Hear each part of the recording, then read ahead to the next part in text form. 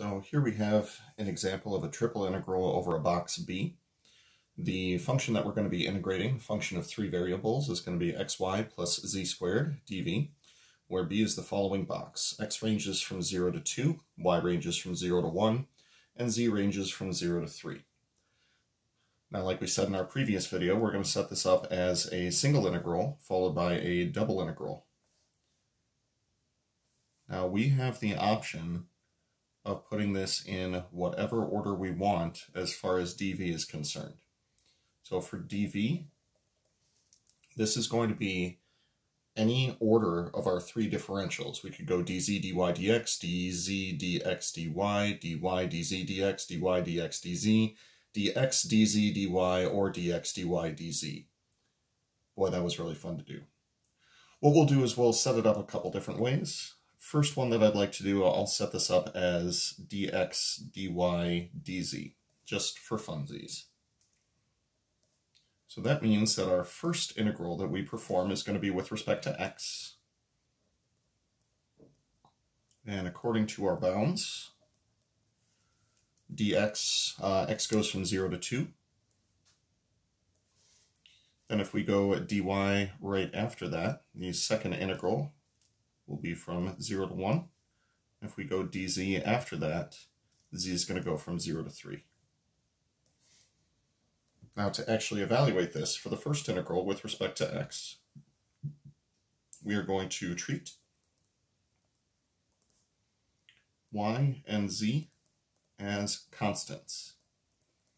So x is the only variable, everything else will be treated as a constant. So we'll copy the last two integrals and we'll integrate with respect to x.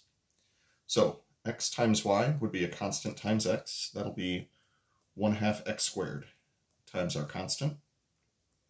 Z squared is a constant with respect to x, and the integral of a constant would be x times whatever the constant is. This will be going from x equals 0 to 2. And we'll go ahead and plug in our bounds. Recopy the couple integrals here. So when we plug in x equals 2, we'll get 1/2 of 2 squared. 1/2 of 2 squared will be 2.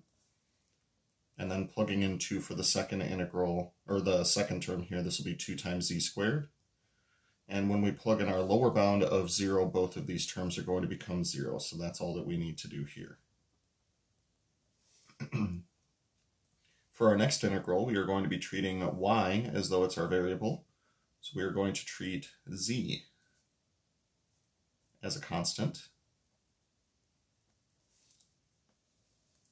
Treating z as a constant and integrating with respect to y. 2y would become y squared. And this nice big constant term right here is going to become 2z squared times y, integrating with respect to y. That'll go from 0 to 1. Plugging in our upper bound of y equals 1, we will get 1 squared plus 2z squared times 1. And plugging in our lower bound of 0 will give us 0 squared plus 2z squared times 0. That, of course, will be 0. And finally, we get to integrate with respect to z. So this one is just a typical definite integral. And according to the power rule, that'll be 1 will become z, 2z squared will become 2/3 z cubed. And plugging in our bounds, we will get 3 plus 2/3 of 3 cubed, that'll be 2 times 3 squared, minus a whole bunch of 0. So overall for this one, we are getting 21. Now you are allowed to integrate in whatever order you see fit. So what I'd like to do is set up the same thing, but this time go in a slightly different order. So we had xy plus z squared. So xy plus z squared. And for this one, I think I'd like to do the order dy, dz, dx. So dy goes first, and y went from 0 to 1. dz we'll do second. That one goes from 0 to 3. and dx we'll do last. That'll be 0 to 2. So for our first integral, dy, this is where we are going to treat y as the variable. So we'll be treating x and z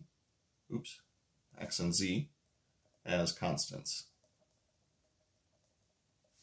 So treat x and z as constants. So performing that integration, we first have a constant times y. That is going to be 1/2 y squared times the same constant. And for the integral of our constant term, z squared, again, z is being treated as a constant, this will be yz squared.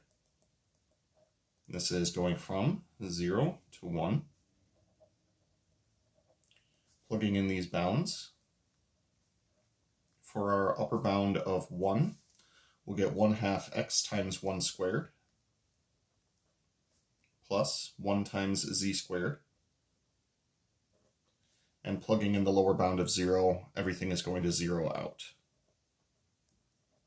That leaves us with 1/2 x plus z squared. We're going to integrate next with respect to z. So integrating with respect to z, we are going to treat x as a constant. So treating x as though it's a constant, we integrate with respect to z. 1/2 x would be a constant term, so that'll be 1/2 times x times z. So that constant times z. Integrating with respect to z, z squared will become 1/3 z cubed. This will go from lower bound 0 to upper bound 3. So plugging in these bounds, we'll get 1/2 times x times 3. So we'll call that 3/2 x plus 1/3 of 3 cubed. That'll be 3 squared. We'll call that 9. And plugging in the lower bound of z equals 0, we'll get 0 plus 0. So we don't need to worry about the lower bound here. What's left is simply a definite integral, which we could throw to a Calc 1 student and say, hey, do math. It's good for you. So 3/2 x, that'll be 3/4 x squared plus 9x, integrating with respect to x. We'll plug in our lower bound of, our upper bound of 2. That'll be 3/4 times 2 squared. That's 3/4 times 4. And then 9 times 2. Plugging in our lower bound of 0, everything zeroes out, and we wind up with a final answer of 21. What I was trying to demonstrate by doing it in a different order is that the order doesn't really matter when it comes to a box. You're going to get the same answer either way. Now, if you're feeling particularly motivated, what you could do is try out the other 4 orders that we haven't already tried out and verify that you get 21 every single time. Or, if you feel like there's a better use of your time, here's another video.